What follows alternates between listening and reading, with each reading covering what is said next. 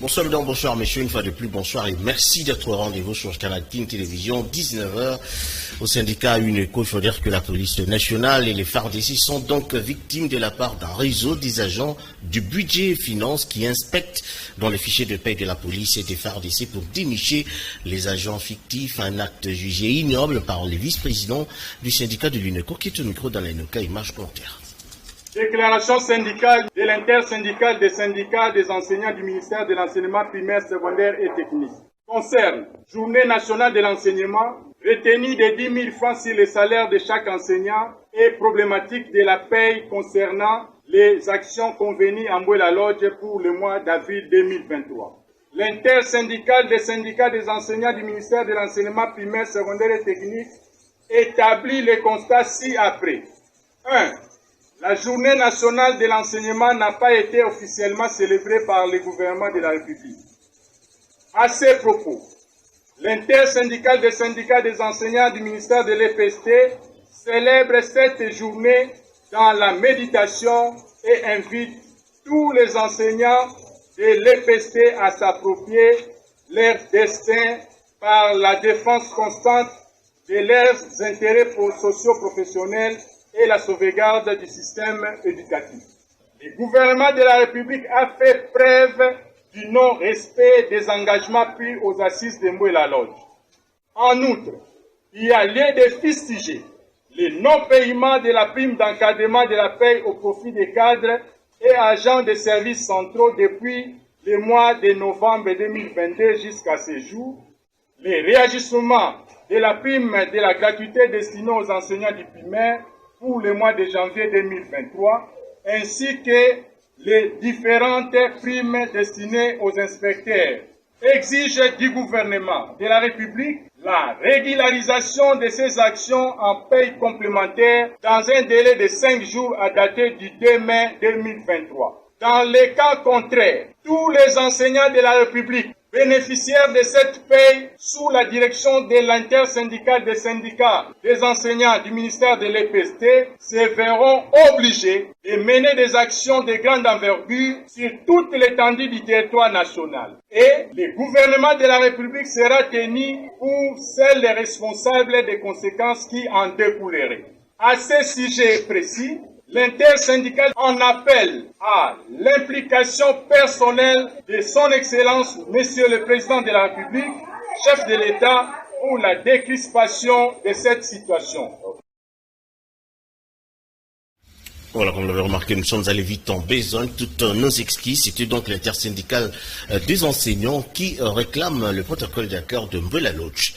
Je disais donc au début qu'à l'UNECO, il faut dire que la police nationale et les FARDC sont victimes de la part d'un réseau des agents de budget et finances qui inspectent dans les fichiers de paye de la police et des FARDC pour dénicher, voulais-je dire, des agents fictifs. Un acte qui a été jugé ignoble par le vice-président du syndicat de l'UNECO qui est au micro dans la NOCA.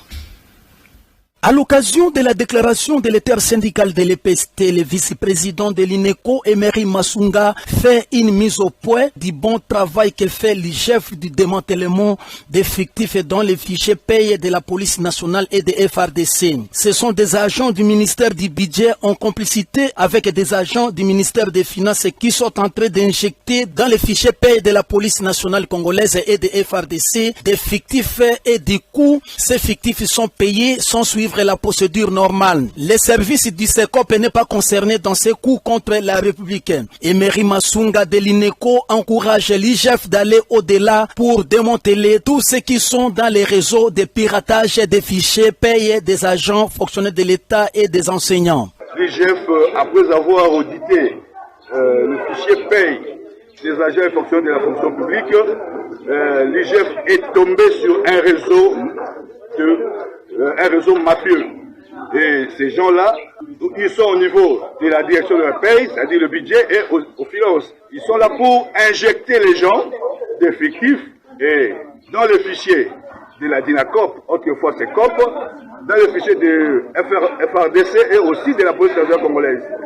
Et aujourd'hui, il y a de ceux-là qui ne comprennent pas. La DINACOP et le FRDC, la police nationale, sont des victimes. Qu'on ne pense pas que la DINACOP ou le SECOP est trompé dans les antivaleurs. Au contraire, c'est la DINACOP qui est très content du travail abattu par l'IGF, que nous saluons d'ailleurs, parce que c'est grâce à l'IGF qu'on a découvert. Il existait un groupe de mafieux qui était là seulement pour injecter des fictifs dans le fichier paye des agents fonctionnaires de l'État.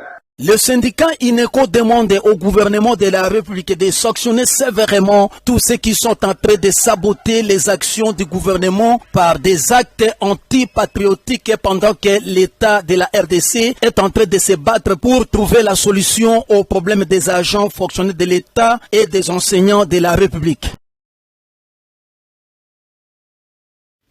La cérémonie de sortie officielle de la plateforme politique Union Sacrée de la Nation s'est donc tenue le samedi dernier au stade des Martyrs de la Pentecôte.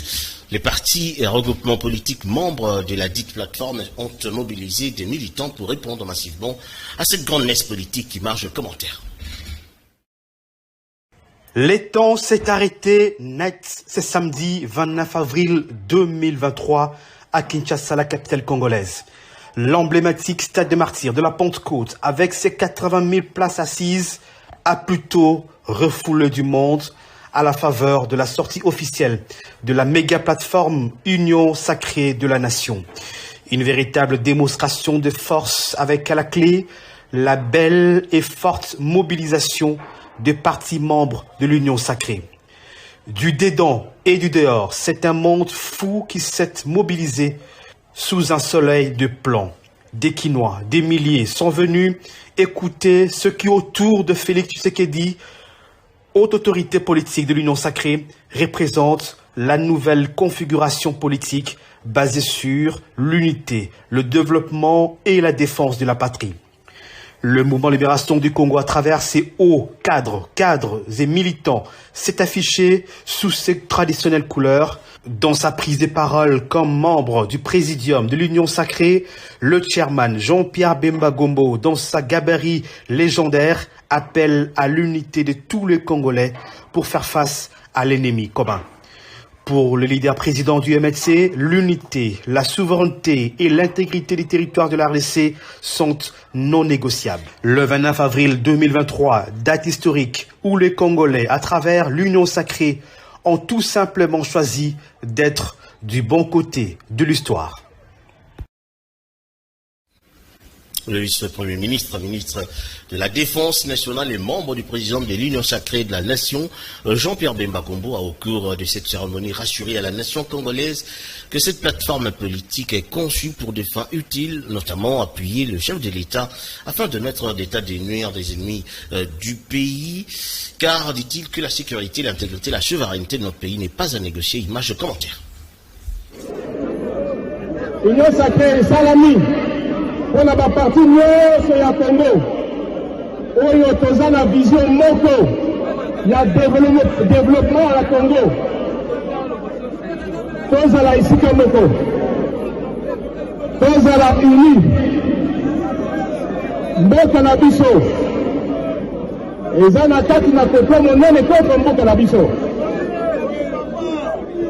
tosanga na biso unité na biso et kotinda message mosika koloba ko Congo ekotikala moko et mutu moko te akodivize Congo bolandi ngai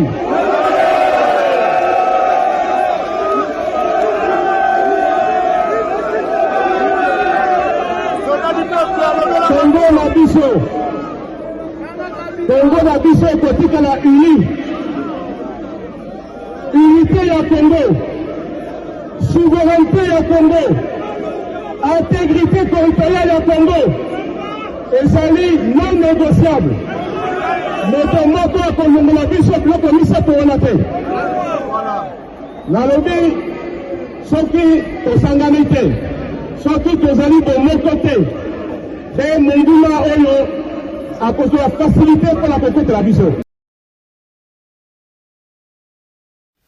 Voilà, c'était donc là Jean-Pierre Bemba, président national du mouvement de libération du Congo et membre du président de l'Union sacrée. On continue pour dire qu'un Chris Mukendi, un des hauts cadres du parti Alliance des forces démocratiques du Congo, AFDC en sigle, a également pour sa part sensibilisé le week-end dernier toute sa base de Lukunga afin de répondre à l'appel solennel lancé par le chef de l'État Félix-Antoine Tshilombo Tshisekedi à raison de la sortie officielle de cette plateforme politique. Image au commentaire. Ayant voulu être du bon côté de l'histoire, c'est depuis sa circonscription électorale d'Ilukunga, dans la commune d'Ingalima, que ce fils du pays, grand guerrier et au cadre du parti AFDC, parti cher à son autorité morale, Modeste Bahati Lukwebo, que Chris Mukendi, en vue de porter haut l'intendard de son parti et répondre présent à cette grande manifestation citoyenne, celle de la sortie officielle de l'Union sacrée de la nation, a sensibilisé toute sa base pour venir en appui à la vision du chef de l'État et par la même occasion dire non à la balkanisation du pays dans sa partie Est, message qui traduit leur présence au stade de martyr. Ma présence, c'est la réponse à l'appel que le chef de l'État avait lancé à toute la population congolaise à adhérer à cette vision commune pour un Congo meilleur, pour un Congo émergent. Vous savez, lorsque le chef de l'État a lancé cet appel, nous sommes là aujourd'hui pour matérialiser notre volonté d'accompagner le chef de l'État, non seulement à finir son premier mandat, mais aussi à l'accompagner pour son second mandat. L'autre sens que revêt cette activité, c'est manifester notre désapprobation à l'endroit du président rwandais Paul Kagame qui voudrait prendre par la force une partie de notre territoire. Nous sommes là pour dire non à la balkanisation de la RDC. Ici est de noter que le parti Alliance des forces démocratiques du Congo, AFDC en sigle, et dont le président national Modeste Bahati Lukwebo est l'un des membres du présidium de l'Union sacrée de la nation, constitue l'une des principales forces politiques du pays qui s'emploie à affûter leurs armes afin de porter le président de la République pour un second mandat à la tête du pays. On reste à Mongafula, précisément à Kindélé, où plusieurs ménages déplorent la présence des bandits armés qui sèment la terreur et la désolation malgré la présence de la police de proximité. Image de commentaire. L'arrêt de travaux de construction des collecteurs de canalisation d'eau sur l'avenue Lomela dans la commune de Mongafula pendant la saison des pluies expose l'avis de plusieurs habitants des avenues voisines de celle-ci, notamment Kamanyola et Bumba, où certaines maisons ont été emportées, d'autres fissurées. C'est ce qui explique la sonnette d'alarme des habitants de ce coin de la capitale en envie d'être à l'abri contre ce danger à travers l'implication urgente des autorités compétentes.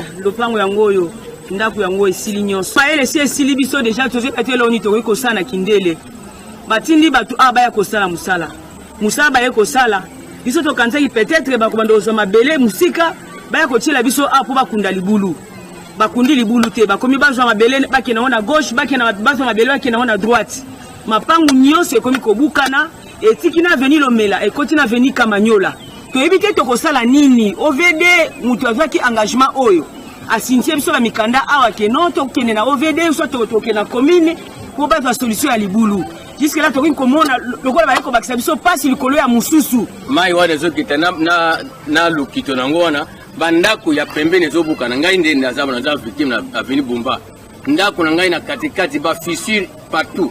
Porto-San Bouchana, président de la SUBL dénommé Force du Changement, association regroupant les jeunes conscients pour les changements, a sollicité l'indigence des autorités envers les victimes de la catastrophe naturelle qui a occasionné la perte de maisons de uns et fissuré seuls deux autres en ce terme. Collecteur basaleli collecteur moyen pour récupérer atanga ezati. Yango to semi na l'état. Aya kotala mapango eke ba parents ebele bazola libanda. Soki moyen kozala l'état aya kotala bango azula bango solution. Bouclons avec Chirac, l'un des victimes de cette catastrophe naturelle, redoute pour sa part de la construction des collecteurs de la canalisation d'eau de plus de 850 mètres comme annoncé sur les les antennes de la RTNC le directeur général de l'OVD de la manière subséquente. C'était prévu que les Chinois construisent le collecteur d'eau de 850 mètres.